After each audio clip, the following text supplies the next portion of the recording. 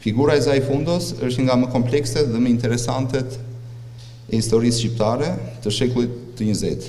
Ai është një personalitet që me mendimin e tij të lirë dhe angazhimin intelektual kontriboi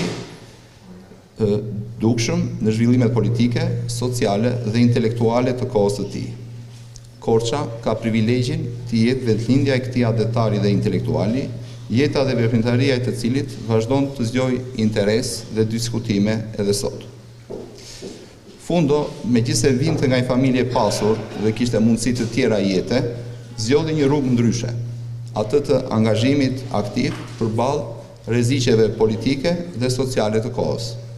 Ai u bashkua lëvizjeve progresiste dhe antifashiste, duke parë qartë fashizmin si kërcënim ndaj lirisë dhe të ardhmes së vendit të tij.